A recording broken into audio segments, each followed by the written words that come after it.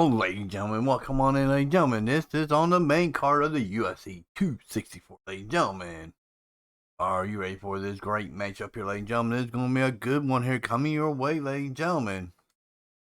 It's going to be a 3-rounder here, ladies and gentlemen.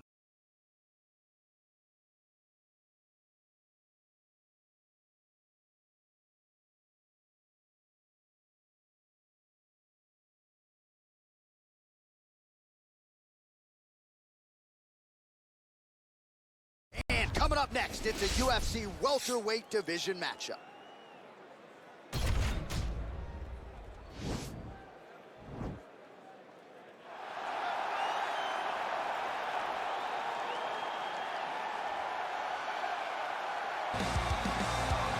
Well, this guy has truly made the takedown a thing of beauty in mixed martial arts. With respect to yourself and George St. Pierre and the truly great takedown artists, this guy's closing the gap and entering that company in the eyes of men. Oh, absolutely, because he's done such a great job of timing takedowns.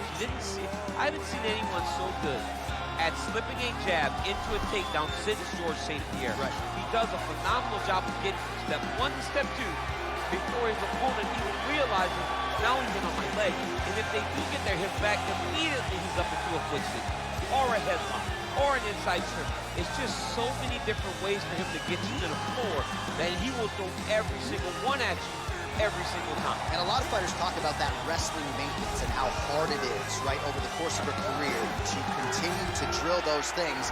He talks a lot about that, and that's why he's continued to realize success here in the UFC. Well, pretty much every time out in the UFC, DC, this man has put on a striking clinic, and that is his methodology coming in here tonight. He'll try to keep the fight on the floor. And that's why we tune in, right? That's why we tune in. We tune in to see guys that are dynamic. We tune in for the speed. We tune in for the knowledge of the striking game, the ability to set traps, the ability to find the jab, the ability to find the right hand, the right kick, the left kick, the knees, the elbows. He truly uses every weapon that he has in his arsenal to try and finish his opponent. You make one mistake, night's over. You cannot make mistakes against a guy that has the striking acumen of this guy right here. And the jab is not as underutilized a weapon as it was in MMA, say 5 or 7 years ago, but he's got as good a jab as anyone in the business, and that is where all of his striking flows off of. We'll see how it goes for him in this matchup tonight. Ladies and gentlemen, this fight is 3 rounds in the UFC welterweight division. Introducing first, fighting out of the blue corner. This man is a mixed martial artist, holding a professional record of 9 wins, no losses. He stands 6 feet 2 inches tall, weighing in at 170 pounds. Fighting out of Stockholm, Sweden, Khamzat Chimaev.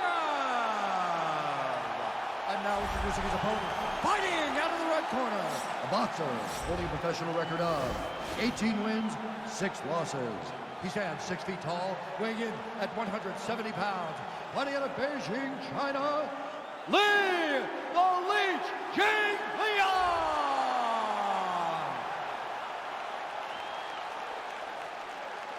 And when the action begins, a referee in charge, Yves Levine.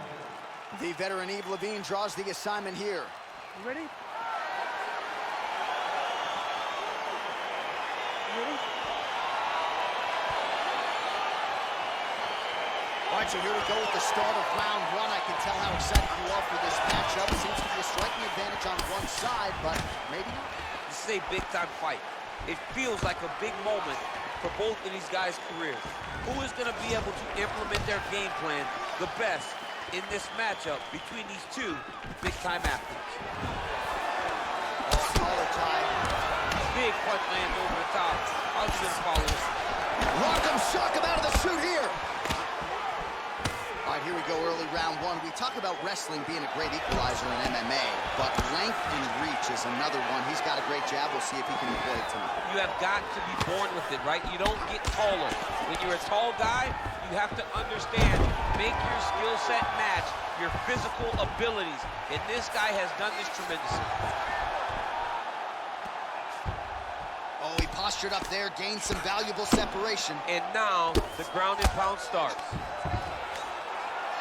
Man, and this is some serious ground and pound. He's trying to put this dude's head, like, through the canvas. He's one of the better ground and pound fighters we have in the entire UFC, and you're seeing why.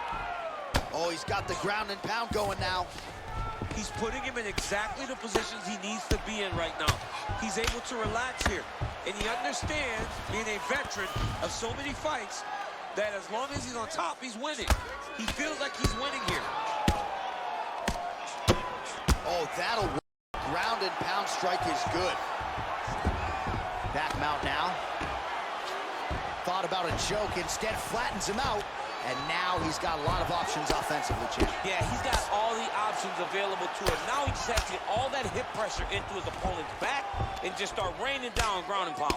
And if you're the bottom fighter, better start intelligently defending yourself. Man, how fun is this to watch as he continues to dole out damage with the ground and pound. Take it back to the days of guys like Mark Coleman, just beating people up in the ground and pound. This guy is a throwback fighter, and he's very fun to watch. Yeah, the Godfather would be proud. Oh, now trying to isolate an arm, DC. He needs to move his hips back to cover. He cannot allow him on that angle. Gotta be careful, armbar. Continuing to try to manipulate the head here. And this might just be a matter of time.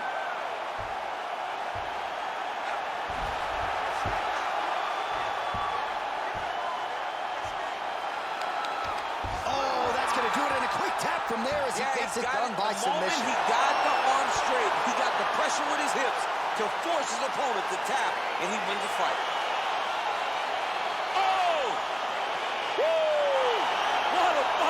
Yeah, that is some high-level Brazilian Jiu-Jitsu right there. Just the way he transitioned to secure the arm up against his body and ultimately force the tap. High-level stuff out of that young man here tonight. All right, let's take a look back at the replay as he gets it done by submission tonight, champ. Just watch how slowly he approaches the submission, though. He never rushes. He takes his time, but it's his trickiness.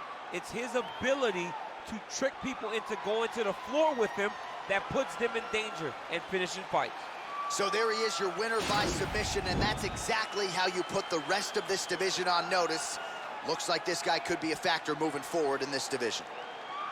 Ladies and gentlemen, referee Yves Levine has called a stop to this contest at 4 minutes, 21 seconds of the very first round. Declaring the winner by tap out due to an armbar, Khamzat Chimaev! Well, the celebration is on in his corner, and hard to blame these guys, sort of waiting to exhale, get a huge win tonight, and not just the win, but they get it by submission. They knew what they had in front of them. They knew how tough a competitor his opponent was, but they also knew that if they could get this fight to the ground, they could find a submission. They found a submission. He got his hand raised in the way that he loves the most.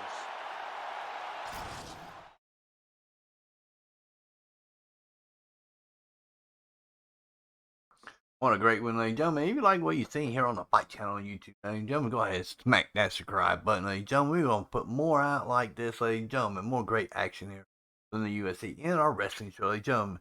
We see you later. Peace out.